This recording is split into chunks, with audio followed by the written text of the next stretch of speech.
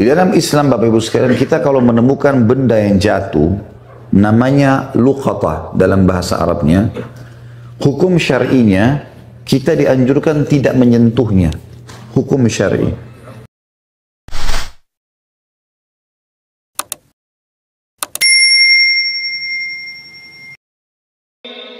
Kisah seorang anak muda di Mekah. Dari sekian ribu kisah, mungkin bukan jutaan kisah orang soleh, di antaranya kisah anak muda ini yang sempat membuat hati saya merasa menambah keimanan. Orang ini keluar dari masjid habis sholat duhur di Masjid Haram Mekah. Kemudian dia menemukan sebuah kantong. Kantong ini berwarna biru, beludru, ya, biru yang terang, yang bagus gitu. Kemudian dia buka kantong tersebut dan dia temukan di dalamnya ada permata zamrud, termasuk permata yang mahal. Di dunia ini pun sampai sekarang di masa kita juga dikenal dengan permata yang mahal. Di dalam Islam Bapak Ibu sekalian, kita kalau menemukan benda yang jatuh, namanya luqatah dalam bahasa Arabnya, hukum syar'inya kita dianjurkan tidak menyentuhnya. Hukum syar'i. Bapak Ibu temukan HP, temukan duit, temukan dompet, gak usah diganggu, biarin di tempatnya. Hukum syar'inya begitu. Karena bisa saja pada saat kita ambil, mungkin orangnya datang 5 menit kemudian. Tapi kalau Bapak Ibu memang mau mengambilnya dan mau mengiklan, kalau mau mengambilnya syaratnya harus dia mengiklankan selama setahun.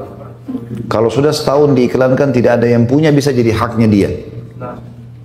Hukum begitu, hukum luqatah. Tapi anak muda ini melihat di depan Masjid Haram ada kantong terjatuh, diambil sama dia, lalu dia naik ke atas sebuah batu, dia iklankan. Dia mengatakan, wahai penduduk Mekah, dengarlah, saya menemukan kantong ini, ya, dan siapa yang merasa memilikinya silahkan datang ke saya. Lalu diangkat sama dia tinggi-tinggi. Rupanya nggak ada yang mengaku.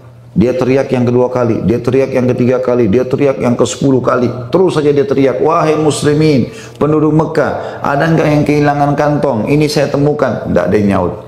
Akhirnya dia bilang, karena di situ juga ada banyak pedagang-pedagang, maka dia bilang, wahai penduduk Mekah, kalau seandainya ada yang merasa barang ini milik dia, kalian sudah tahu rumah saya. Betul, orang-orang Mekah tahu rumah dia, karena dia penduduk Mekah. Maka tunjukkan rumah saya.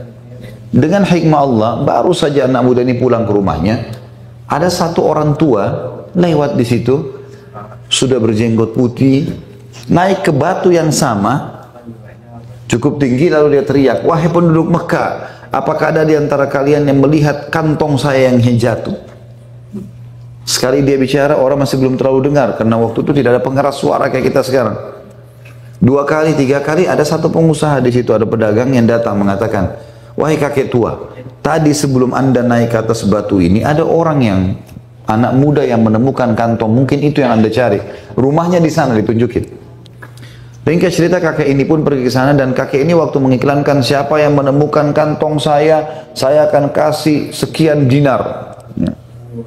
Kalau tidak salah itu 50 atau sekian banyak dinar, ya. Jumlahnya cukup besar. Maka pada saat itu Bapak Ibu sekalian, dia pun datang, si kakek ini datang ke rumah si anak muda tadi. Setelah salam, dia datang ke sana, kemudian dia menawarkan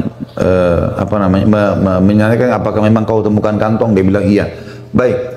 Kemudian anak muda ini mulai menanyakan apa ciri-cirinya. Disebutkanlah cirinya semua seperti ini, seperti ini. Sebenarnya ini juga sifat orang Muslim, ya, orang mukmin. Dia tidak boleh juga begitu orang mengaku main kasih saja. Perlu ditanya sama dia, dipastikan supaya jangan ada kesalahpahaman. Setelah dia pastikan semua memang betul punya kakek ini, maka dia pun memberikan. Dia pun memberikan kepada anak kakek tadi. Si kakek ini juga mengeluarkan uangnya tadi yang dia mau kasih, karena dia sudah janji mau kasih. Anak muda ini tolak, enggak, saya enggak mau. Saya tidak pernah mengembalikan dengan niat dibayar. Lalu orang tua itu mengatakan, tapi saya sudah niat. Dia bilang enggak bisa. Saya tidak mau. Terus saja si kakek tua ini mendesak anak muda untuk terima balasan. Dia bilang dia tidak mau. Sampai akhirnya si kakek tua ini sudah putus asa, dia nggak bisa berikan, dia pulang. Ringkas cerita Bapak Ibu sekalian, 3 bulan setelah itu, setelah ini, si anak muda ini merasa kehilangan atau kekurangan dari sisi pendapatan. maka dia dalam hatinya tersirat dia mau keluar dari Mekah, cari pekerjaan di luar Mekah, karena Mekah waktu itu belum zaman seperti kita sekarang. Dia bilang, saya mau cari rezeki, mau cari modal, nanti saya kembali lagi ke Mekah. Dia menuju ke Jeddah, ya, yang sampai memang dari zaman dulu sudah pelabuhan di sana. Dia naik kapal, dan dengan niat mau pergi ke satu negeri di Afrika sana cari kerja. Di tengah lautan, subhanallah, kapalnya dihantam oleh ombak, hancurlah kapal itu. Hancurlah kapal itu. Waktu kapal itu hancur, Bapak Ibu sekalian, anak muda ini berhasil selamat dengan hikmah Allah. Dia berpegang pada sisa potongan kapal itu, kayunya, dia bersandar. Tapi dia pingsan. Dia sadar waktu sudah ada di tepi lautan. Waktu dia tiba di tepi lautan, dia kaget. Ini sudah menjelang subuh waktu itu. Malam menjelang subuh. Dia kaget, dia bangun, dia coba lihat pesisir pantai tersebut, dia lihat bangunan terdekat ada satu masjid, tapi tua. Masjid ini sudah tua, penuh dengan lawak-lawak gitu. Sudah kayak masjid tidak diurus. Dia lihat, ya, sarang laba-laba.